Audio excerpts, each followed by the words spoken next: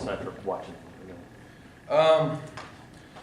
Obviously, we could not have played worse in the first half. I mean, it was a really abysmal first half offensively. We didn't give our team a chance to win the way we played and performed in the first half offensively, and so that's very disappointing.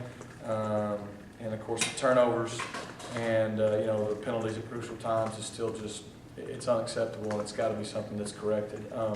However, could not be more proud of the way the guys fought. I mean, it's not just saying that. I think everybody saw that. It was 21-0, and against a top 5, top 10 team in an environment like that, it's real easy to let go of the rope, and things get really out of hand quick and in a hurry. And to our guys' credit, I saw the same look in their eyes that we saw against Mississippi State, and saw the same look in their eyes at halftime, and we were able to really put ourselves in a couple positions late in the game where we really could almost had a chance to really get back in it. And so you have learning experiences through wins. Fortunately, we were able to do that last week. You got really good learning experiences through things like last night.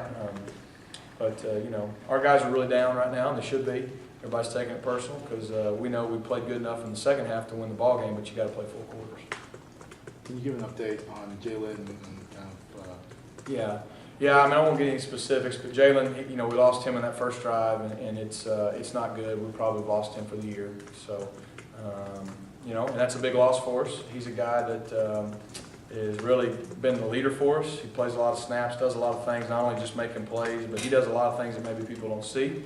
And that's just going to, give an opportunity for other guys to step up.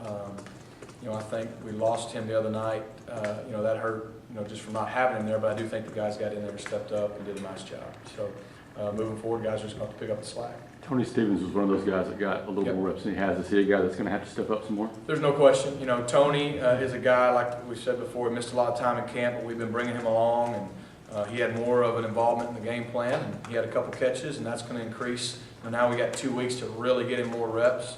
And Tony's a guy we're counting on to be in the rotation. So he and Marcus Davis are 2 young guys that we feel like can help us win and help us win now. And so I expect bigger things from Tony as we move forward. Does that change at all how you guys approach Dominic Walker and how you plan on his season at all with an injury? Probably not right now, but you're another injury or 2 away from being even thinner. But you've got Melvin Ray will have to step up. I thought Brandon Foltz did a nice job the other night. We've got some other guys that we make a mix and match, but the bottom line is I feel good about the guys that we're going with right now. Trey certainly had his most productive game and the most carries, and it was the biggest disparity in the carries among the running backs thus far. Going forward, do you think that there is now going to be a difference in the carries moving forward and that he is going to be that guy? I don't know. I thought Trey ran great last night, and it was kind of those deals with Coach Horton and I. We were talking, and he was the hot hand, so to speak, and obviously he was running so well. We wanted to keep him in there and keep feeding him. At the same time, Cameron didn't have that many carries, but he's very productive, and I feel like we've got to continue to give Cameron more carries, even when Trey's doing well, because towards the end of a game, you got to have fresh backs, whether it's Cameron coming in for him or whether it's trying to balance it out more where they're both fresh. But that's the hard thing. I mean, Trey was running so well, it's almost foolish not to keep feeding him. But I don't know. There's not going to be a concerted effort to not give Cameron carries in the future, or Corey for that matter. It's just kind of the way it worked out last night. Was Corey last night, at least, mainly just because of the weather in the field, it just prevents him from making some of the cuts and things like that? No, not really. I mean, he had the kid was pretty healthy. He had a little bit of a tweaked ankle, but he was 100% in our book, and he was ready to go. Just the way the game felt was more of a downhill game for us running the football. I thought our offensive line played really, really well against a really good defensive front, and they were getting great push. And so it just so happened we weren't on the perimeter as much. We were more downhill, and so that's just kind of how it worked out. You feel like you found another guy outside of Sammy Coates who's kind of been that deep threat guy that you can count on in intermediate routes and those sort. You feel like you've kind of found another guy? On deep routes or intermediate routes? On anything. The guy you just count on in certain roles. So yeah, we've got some other guys that, maybe Sammy's been the one making the plays right now. I think he's got confidence. But we got other guys. We know Ricardo can run. I think Tony Stevens is a guy who's long and can run. CJ's made a lot of intermediate catches. I know he didn't have many of those last night, but against Mississippi State, he made a lot of big plays. And I've said it before, we've got kind of a by-committee approach at receiver and at running back. I don't know if we have a true go-to guy at receiver, or necessarily a go-to back. We kind of have who's hot. And I think that'll emerge and change over time, but right now it's a by committee, it's a team approach, and we can care less who makes the catches as long as someone's making the plays. And we do know what guys are better at other things. And obviously right now Sammy's really making a lot of plays. Rhett, is Kyle with you guys now?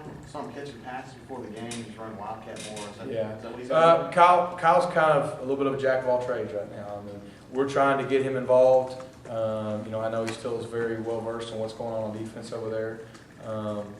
Kyle's versatile. He played quarterback. He's played in a lot of games, and so like I said, it's kind of a week by week game plan deal. His role could be bigger or less each week, but we definitely think though he's a guy who can help us on offense in certain spots. Have you seen some things either in practice or even at the games that kind of remind you of what you saw from him as a freshman, where he can pick up some of those tough yards? Talking about Kyle? Yeah, Kyle. Yeah, I mean, Kyle's proven, as a freshman, Coach Malzahn had him here, and he ran hard, against some really good teams, downhill a lot. And he proved that he's tough, he's physical enough, he can handle it, he can protect the football. So you can trust him. And, there's certain situations where you don't want maybe your quarterback taking as many hits downhill. That definitely provides another option. But, hey, he's also a guy who started the quarterback last year, so he's not one-dimensional either. Did you kind of audition Jones Wallace for that role, or how does J-Wall work into that? It's not necessarily a role.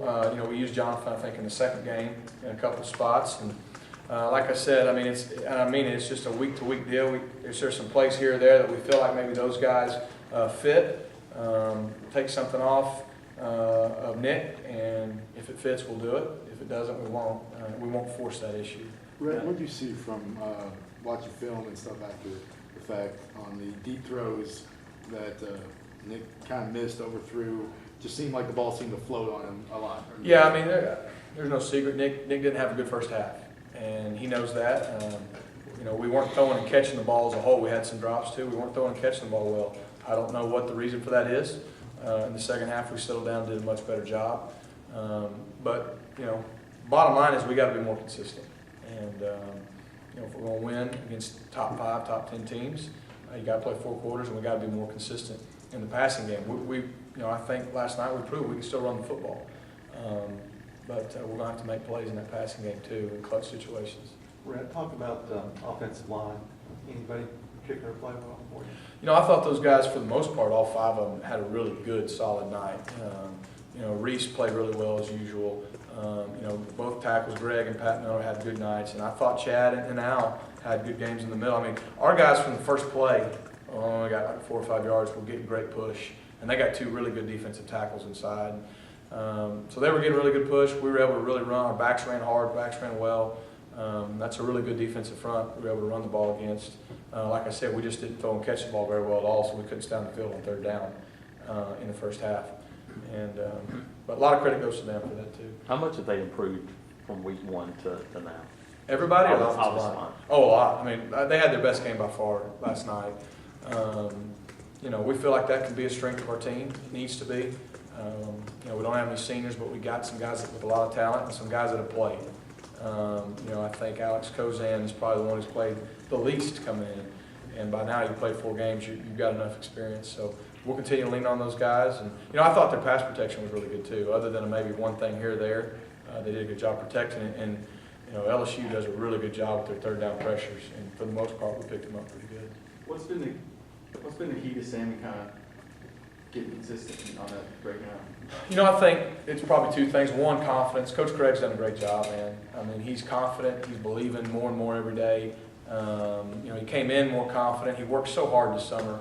And then at the same time, you go out and make a few plays. That's about the best thing you can do for your confidence.